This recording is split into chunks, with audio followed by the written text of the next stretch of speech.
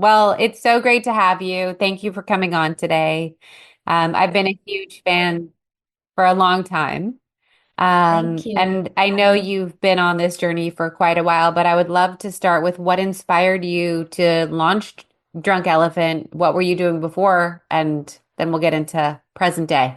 So I was a stay-at-home mom. I have four children, and they were, let's see, probably like 9, 6, 6, and 5 when I started Drunk Elephant. And around there, maybe a little bit older, but they were all kind of busy doing their preschool and up stuff. And I am creative. I love to be creative, and but I also love to help people. And so I think when people call me up and say, ask me what's the best pizza in Houston, or what's the best hair straightener, or I always, if I don't know the answer, I always hop online and I try to figure it out. I even try, like, if someone tells me they have an issue, I want to figure it out for them. So I started selling this bar cleanser from Malaysia, and it was my brother and his wife had been told about this bar cleanser, and they asked me to sell it in Houston. And so I started selling it, but of course, along with that, you sell it to people, and then they call you. Oh, well, I like it, but I'm breaking out, what else are you using? And this went on for a couple of years where I was just asking repeatedly, what are you using? And I started looking ingredients up. I started, and my kids were at school. So I just had this free time, and I started looking up ingredients and trying to understand what could maybe be the culprit for people who were using these ingredients over and over, and they just didn't have good skin. I personally didn't have great skin. I had red, kind of inflamed skin, large pores, the occasional breakout, unpredictable, super annoying. I just didn't have predictable skin. And so I started getting super curious about what were in the ingredients, what were in these formulations. And eventually, after kind of, I would read them, I would read about each ingredient in a formulation. That's a lot of ingredients. And of course, I have no reason to think that I could understand any of them. But you can learn anything online these days. You can really learn anything you want to learn, as provided it's a reliable source that you're getting your information. But I started seeing this kind of thing, a pattern. And I was putting these ingredients, to understand them as a consumer, into three buckets. One was what's there for skin, what's truly just there for skin, like an antioxidant or a humectant. What's there that has to be there, that we wouldn't necessarily want there, like a preservative or a stabilizer, but it has to be to keep the formulation safe. And then what is there that is just for marketing, like to make it look pretty or smell pretty or feel pretty. And I started putting these ingredients in buckets, and then I started reading more about the ingredients, like essential oils, fragrance, dyes, drying alcohol. Why are they there? And what are they there for? And does our skin need those? Does it help our skin? I was equating it immediately to my morning smoothie, where I put all these things in. I don't necessarily want, but I know they're good for me, so I put them in.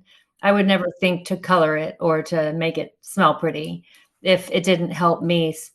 So I just sort of equated it with that immediately and thought, why are these ingredients there? And I mean, perhaps people don't understand what they could be doing to skin, or what they potentially could, maybe they could trigger some sort of sensitization or inflammation. Inflammation being at the root of many issues that we have with our skin. So I did like a personal thing on me, where I eliminated them completely. After reading a little bit about them, I started to understand what they potentially could do. So I eliminated them from my routine, and my skin really went back to normal. I mean, and I don't even know what normal was, because I remember having just frustrations with my skin since I was 13 years old. And I remember going in my mom's bathroom and just like looking at everything and trying everything. And of course, when you have issues with your skin, you get so frustrated, because it's, you don't want to go out if you have, breakouts and your skin looks ruddy or red and greasy and T-zone and all of that. It's so I would just try to throw more at the problem. And I think that's always what people do. The more issues, the more frustration, and the more they try to throw at the problem, and really less is the answer. But that's how I started. I didn't have any background in any of it. I taught myself on the computer. And I later, it was luckily confirmed that my suspicions were accurate and that the philosophy was sound. And so, but that's, there was nothing on the market that didn't contain one or more of these ingredients I wanted to avoid. And so I made the line. Wow.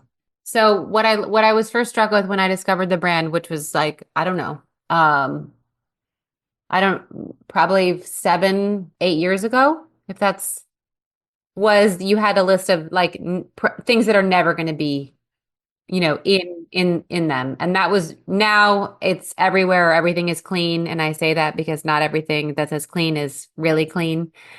What was it like convincing people that this was something that was important and necessary? And how did you get big companies to embrace that? Well, I'm not sure I did get big companies to embrace the actual philosophy. I was talking to the consumer. I didn't really care what anyone thought. I just wanted to help the consumer. I had this experience with eliminating these ingredients, and I found it to be like groundbreaking, like for me personally. And just like anything else you figure out in your day to day, and you call your best friend and tell them, oh gosh, I figured this out, or this is this new restaurant, or this is this great Netflix show. They listen to you.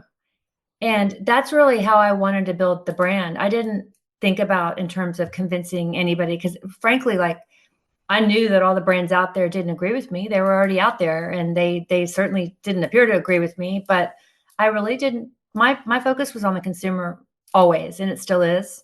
And I just really genuinely want to help someone. If they try it themselves and then they email me the next morning, not the next morning, but say, later after they've really tried it and seen what it can do for their skin. Those are the reasons I kept going. It's more like, okay, I've helped someone. And then it turned to more than someone. It turned to, many people. And so the first kind of when I first launched, and I don't want to get off track or out of order, but when I first launched the brand, I do think that it was well received because of the packaging and the bright colors, the happy colors. I don't think it was immediately recognized that the formulations were so great. And then the third thing was the philosophy, which was so different. Those kind of realizations came later among like editors, and we started getting awards, things like that. So initially it was like this excitement around the name and the packaging.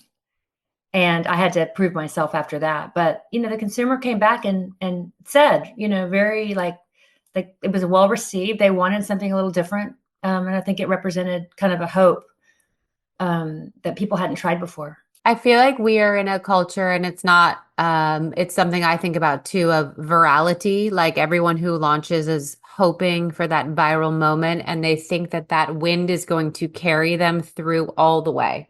Whereas for me, it's like you're dead in the water for a long time, and you get a viral moment, you get some wind, and then you're dead in the water, right? And it's this cycle. Um, from an outside perspective, you've only had virality. So tell me about what those times where it was still for you and sort of what you did to get out of those moments. To get out of to get out of the moment. Yeah, and back into like, you had this initial wave, and from an outsider, it's only been a wave. So if you did have still moments that we are not aware of, or moments where you're like, okay, great, we've saturated the market, and what's next? Like, what have you known how to do, and how did you kind of get that momentum to then get back on course? I just, and I don't even know the answer to that because I just really believe in just staying. If you know who you are from the outset, and that everything that defines the brand, the reason for being, why are you here? Why are you doing this? My reason for being is to help people. I love that thrill, that rush when someone says it worked for me and it's changed my outlook on my skin, and I'm so excited. I think just being yourself, knowing who you are, not following trends. We didn't ever advertise ever until recently.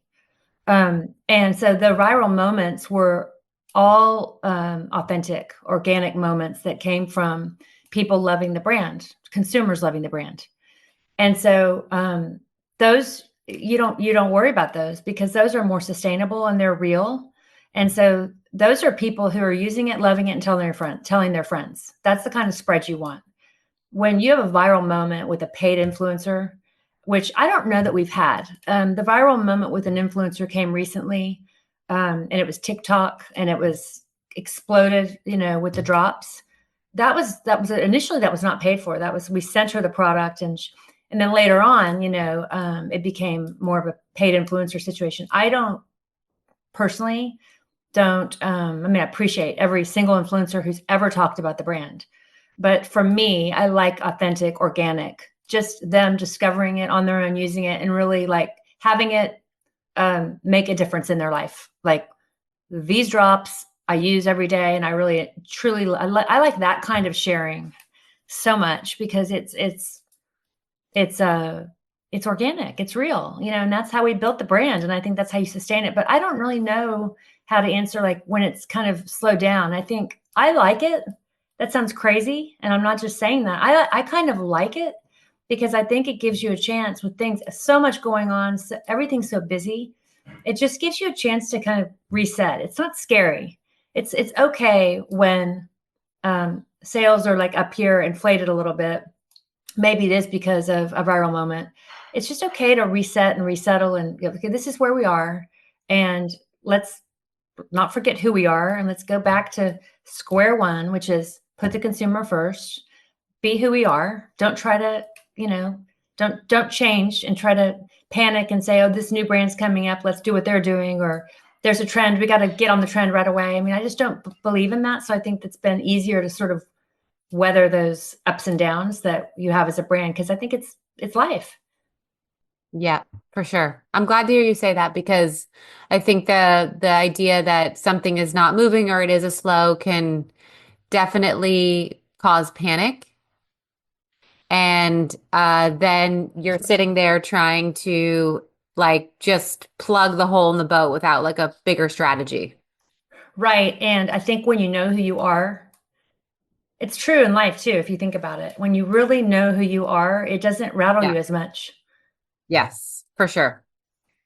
So I know that you sold the company. How many, or a big portion of the company, how many years ago was that? I sold the whole company in 2019.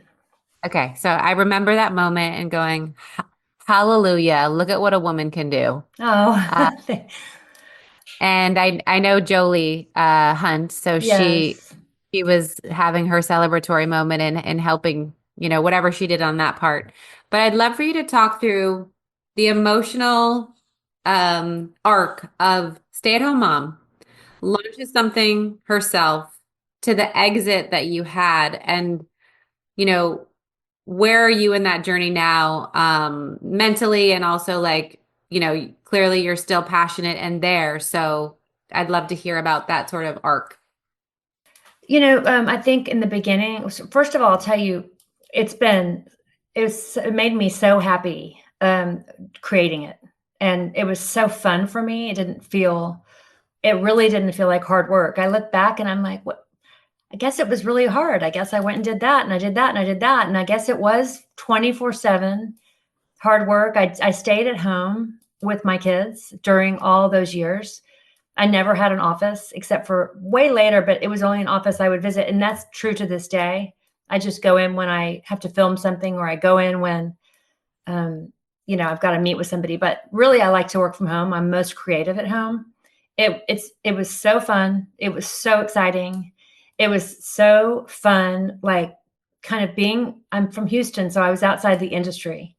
And so people don't exactly take you seriously when you're a stay-at-home mom. They don't, I don't, it's not that they were mean about it. It's just there's like, oh yeah, yeah, congratulations on your little brand that you're doing. They didn't, it's kind of funny. And I kept it under wraps. I sort of did it and I worked hard and I kept my nose to the ground and I kind of didn't say much, even when I knew that we were getting interest from strategics and that when it started looking pretty real, it started getting in the paper a little bit or in the news, what was happening with the brand. And my friends would call. And I remember one friend calling, and she's a really good friend.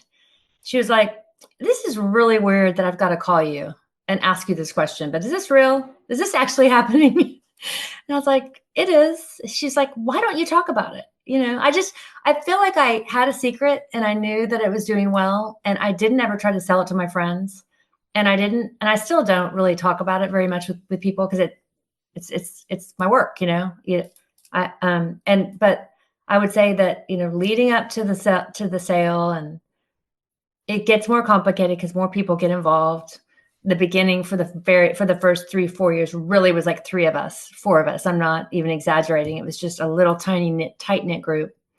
We kept that kind of tight, close feeling for a long time. And then, then when you sell, it changes because you're a part of a corporation. But I would say just happy, happy, happy, so excited, so curious, so wanting to learn more. I don't think I ever had a cocky moment.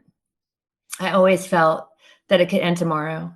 I don't ever feel like I thought to myself, "Oh, I've learned enough. I know it. Like I'm Tiffany, and I'm selling my company." I never felt I feel confident in the philosophy, and I feel proud that it's helped people. But I don't think there's ever a moment where I'm like, yeah, like, you know what I'm saying? And I I do. never got Yeah. that. You've But been grounded and humble through it all. well, I'm scared. I mean, I'm still scared today. Like I've been scared, I'm scared. So I've been excited, happy, and scared the whole way through, but confident What do, in the what do philosophy. you, what is scaring you? I just am scared every day. I'm a scared person because I'm suspicious. And Yeah. I think that's really helped me. I think being scared and being on my toes, it's kept me on my toes the whole way through. So when you're scared and when you're not 100% that like everything's going to be perfectly okay tomorrow, it does keep you asking questions. It keeps you checking on things. It keeps you on it where you're not complacent. And so I don't know that I've ever even put that into words, by the way. It's just that it's this feeling of I'm not bulletproof. Something horrible could happen if I don't stay on it and really pay attention and really give this my 100% at all times. You know what I'm saying? So that's what I mean. I think it keeps you on your toes, and I think it's a positive, ends up being positive for me. Yeah. Yeah, I get that. Hey, my loyal listeners, it's Rebecca. Did you know that I have a Substack where I write about all of the materialistic things like my favorite sweatsuits or what I pack for my trips, all the things outside of my daily work and life that sort of just make things tick and that I love. So if you do enjoy reading, head over to substack.com/Rebecca Minkoff, press the button to subscribe, support the cause, and I hope that with all of the busy things in your life, this brings you a little bit of shopping joy. What did you feel like when people wouldn't take you seriously? Because I feel like you mentioned it, stay-at-home mom launches a skincare brand, you know. I felt not arrogant, but oh, they don't understand yet. Like, oh, they don't know what I'm talking about. They don't understand what I mean by this philosophy. And I was so convicted that just never bothered me. And I also looked at it like a door. Like I always looked at every single time I hit a rejection, or somebody who didn't get it. Or I mean, that's happened a lot, right? I mean, where it's like, oh, there's 2 doors, and I just got rejected, and so I'll take this door. It helped me sort of know which way to go. And so I always thought it was sort of a God thing happening, like helping me kind of choose my path when I would have been unsure. And that's what rejection is. I like that you reframed it that way because again, so many women have rejection and then that just thinks they think they should give up or they're a failure, but really it is God opening up another opportunity for you. It's a gift. It's a gift. And so we don't like it when it happens, but later on, 9 times out of 10, I do think we say, oh, I can see now. And I'm grateful that didn't happen because I can see now why this would have been better. Yep. Yep. So having gone through the sale, what is your role within the company today and how do you stay obviously as an entrepreneur there is that pot of gold at the end of the rainbow that we can find ourselves chasing. Now that that's out of the way, what motivates you and makes you want to continue the work? Same exact thing that motivated me when I started. Creativity, an outlet for my creativity. I want to help people. I live in the shoes of the consumer. Their experience is, I mean, it's whatever experience I want going out there in the world, buying whatever I'm buying. It needs to be a certain experience, and that's the experience I want to give to the consumer with Drunk Elephant. There's a lot of noise all the time, out there, but it doesn't make it. You just got to keep focused, keep focused. So my role right now is I'm Chief Creative Officer, and so I'm responsible for brand strategy and product development, and I still am involved in social media, very heavily involved in, launching new products, naming the products, picking, the colors and everything I did it was kind of interesting. The things I did on day one are basically what, I'm doing today. Oh, nice. And it is nice because now we have a lot of people helping us in different parts of the world, which obviously I couldn't do by myself. But I just think, again, as a founder, if you don't get confused and think that you can do 10 different things, nobody can. Most people can't be, several different positions. I mean, I know what I'm great at or good at. And so I just stick with that. Yeah. I always tell people take an inventory of what you hate to do or what you're terrible at. And those are the first hires, at least I made. Mm-hmm. Because I don't think we need to have an ego about it. We can't do it all. We're not great at everything. So I We love that you shared cannot, that. yeah, we cannot have an ego. So, what would you say to the women listening who have dreams of having a company that's even 1% as successful as yours, that have been sort of, for you, these light posts that looking back you can see, but maybe on the journey you didn't? I think that people can get so discouraged so quickly by some of the things we talked about. I do think that making sure that you find your reason for being in the very beginning, you have your vision, you understand you're going to get feedback from every different side, um, and just focusing in on, like, is there a need that you're meeting? If we're talking about like a consumer good, is there a need that you're meeting that doesn't exist today? I mean, I don't really think like, I think it's just so hard to have the confidence. I think that's the main, for me, that's the main like hurdle to get over, is to really believe that you can make a difference. And of course, anybody can. It's just a matter of finding what your purpose is, what your reason for being is. And I don't think it can be selfish. I think it has to be about helping someone. That's really what I think. And if it's about helping someone and you find a way to do that, you just have to stick with your vision and be confident that, that you can do that, even though there's going to be a lot of naysayers. That's pretty common advice, I think, though. But being yourself, not looking around, not trying to copy something that's already been done, all of that, I think, is good karma. It's like, you want to go out just being yourself. That being yourself and unique and not looking around, even if it's never been done, is what makes a brand go. That's what makes a brand pop and stand out and be, because people are ready. Consumers are always looking for something new or something that they haven't seen before. And they also like to relate to it. Like, oh my gosh, I can't believe I would love to have that, because that's what I need, because I've been dealing with this, and this.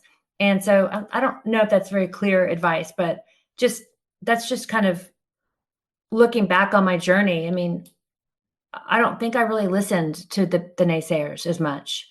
And Yeah. and when someone told me no, that can't be done, I just found someone else who said yes. You just want to surround yourself too with people who are outside the box thinkers. There's so many people doing what they're doing every day, and they go to school for it.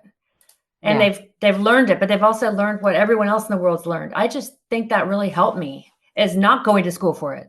I studied psychology, and so it just was kind of a different. I just was really coming out of left field with this, but yeah, I mean, I just think be Your yourself. best asset. Yeah. Yeah. Sometimes not knowing how it's done is the strongest. That sums everything up that I just said in a better way.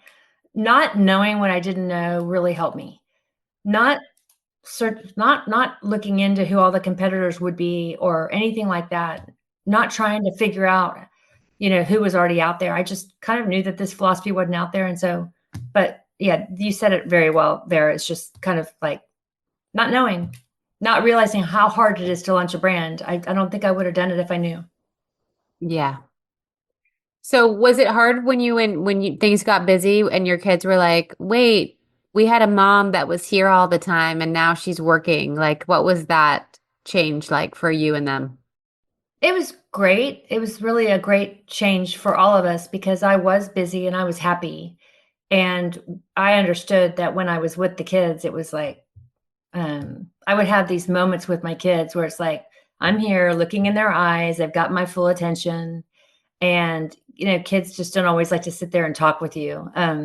But I would have these moments with the kids, one on one, uninterrupted, where they knew I was there for them so that when I was gone, that was their experience with me. I mean, I wasn't an absent, I was there and and I was very much involved in their lives. And I also planned all my trips around not missing certain things for my kids.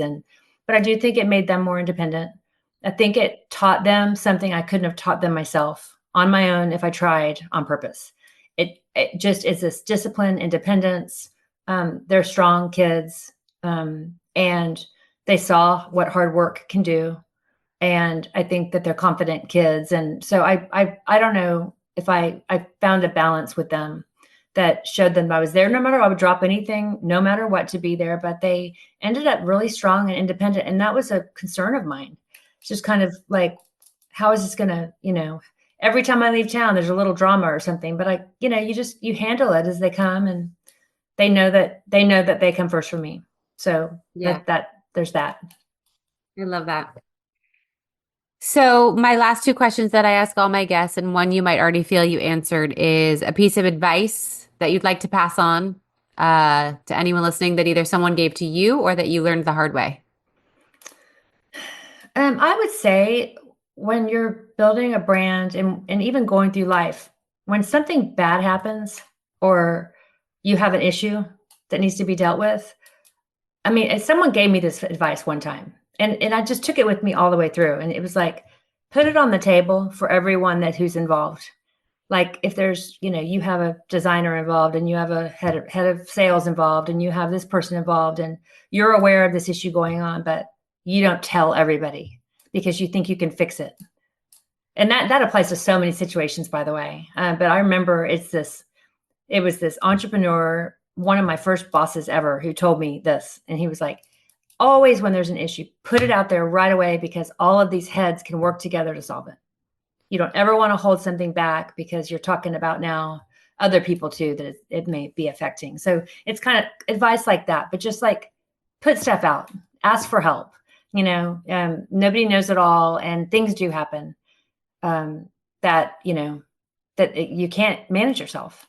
And so I learned that early, and I really think. But also, I would say another piece of advice is when you're hiring people, look at their values, talk to them on the phone, figure out what makes them tick. It's not that certain values are bad, but they should match your values, really. I wanted a very humble, understated, hardworking, happy to be their company. And so I didn't want cocky. I didn't want anything like that. I just wanted people to be there to help people. And we all work together and there's no hierarchy. That's what I love. And so I would just say, and that may not be what everybody else loves, but I would just say like-minded team is just, there's nothing like it. It just builds a really great, solid, kind culture. And it's the best. And did that take a while to find? Like, did you have to go through a lot of trial and error to get that? Because I feel like that's incredibly rare to find. I had it. I mean, right now we have a company that's huge. I don't know everybody in the company, but our teams are, the main people are the same. So